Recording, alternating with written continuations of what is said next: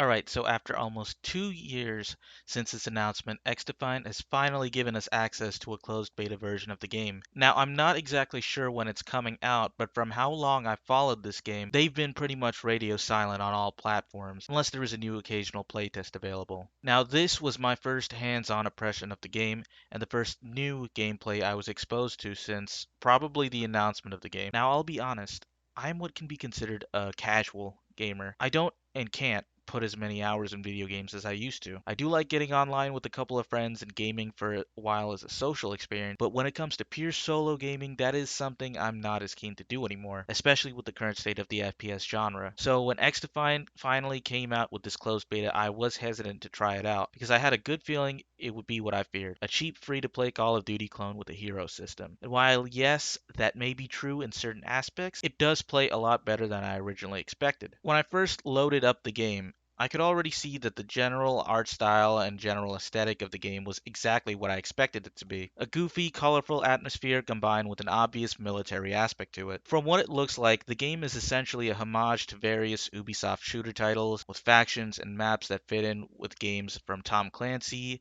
Far Cry, and Watch Dogs. I assume we'll continue to get even more factions and maps throughout the game's lifecycle. Obviously, since it's a free-to-play title, you'll have those wacky cosmetics and yet another battle pass. Of course, you have your other standard free-to-play things like challenges to unlock battle pass XP, or new weapons or operators, as well as player card and badge unlocks in the vein of Call of Duty. Weapons also have their own grind, with weapon mastery skins requiring you to get to levels as far as 300 for the gold camo. Speaking of weapons, gun customization is obviously modeled off the gunsmith from Call of Duty, and it specifically reminds me of the system from Black Ops Cold War. Guns aren't meant to look pretty in this game. There will obviously be a very meta aspect in which gun is better than the other, which brings me to gameplay. When it comes to gameplay, it obviously feels very similar to Call of Duty in terms of gunplay, especially the Black Ops games. Guns feel nice to shoot, animations are great, and very similar to Modern Warfare 2019. My biggest issue has to be either the hit reg or the general time to kill. Sometimes it feels like I'm hitting my shots and nothing registers, and other times it feels like the enemy does 20 times more damage than I do with my pea shooter MP5. It's probably my biggest gripe with the game, along with the absolutely awful grind of having to unlock every single attachment. While it's great that the gun customization is so in-depth, it's very annoying having to spend hours upon hours for exactly one gun, and it doesn't help that there are going to be meta builds like in any other game, which doesn't incentivize the grind for me personally. And that's only the primary weapon. Sidearms, at least the M9, are absolutely awful in my opinion. Sure, they're supposed to be sidearms, a last resort, but they don't feel powerful enough. I can't tell you how many times I've hit a snipe and missed, and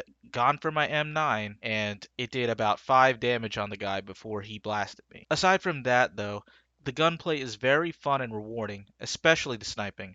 The operators, on the other hand, are a different animal altogether. The operator system in this game feels very similar to the specialist system from Battlefield 2042. Each faction has a certain special gadget you can choose from and a certain grenade. Like for instance, the Libertad faction from Far Cry 6 has a choice between 2 medical items and a set grenade, while the Echelon faction has the ability to be covert with an invisible ghillie suit or a pulse scan. This really reminds me of the current 2042 class system where you have your regular old assault, medic, recon, etc., and each character has a specific gadget that makes them unique. It's a lot better than I expected it to be because I'll be honest, I was not ready for another hero shooter, but I feel like they did pretty well with this one. Of course, it's very zany and goofy having a Far Cry 6 character in just regular clothes fighting a character from Ghost Recon Phantoms with all of his armor and all of that decked out, but I'll let it slide considering it is free to play. I do wish they were more consistent with the tone of the game, and I feel like if they kept it a little more grounded, it would look a lot nicer aesthetically. The maps are a hit and miss. While on some maps it feels like you won't find anyone, other maps have you shot in the back all the time. Of course, it is a beta, and they do seem pretty open to changing things, so I wouldn't be surprised if they do. There's not much I can say about graphics. They're absolutely gorgeous.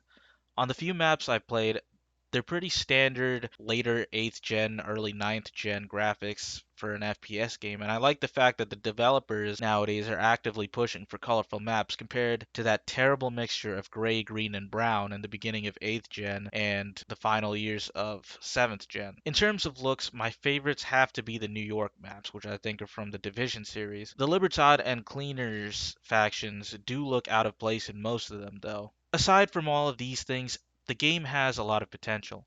What I've seen is that a lot of games constantly launch a broken mess and then spend way too much time fixing it. They lose out on that launch player base. So I hope that xDefiant launches properly out of the box. I doubt it, but it's a hope of mine. I'm seeing things like the game being compared to the idea of the ever fabled COD killer, which I will say is completely false. Unfortunately, COD is a juggernaut of a game that cannot be beaten, but what xDefiant can do is cause competition. Competition with these games, along with Battlefield and that one Embark Studios game, is what'll make these games better and ultimately help us as the consumer. For way too long, it's been exactly one game that's been taking advantage of that prestige. So hopefully, xDefiant will succeed in changing the FPS genre, and it's been a while since we've had another powerful player in the arcade FPS subgenre at least. I think if they play their cards right, it'll be a win. But that's all my thoughts on the game. If you can, I suggest you check it out for the closed beta, and if you can't play it now, definitely play it on release.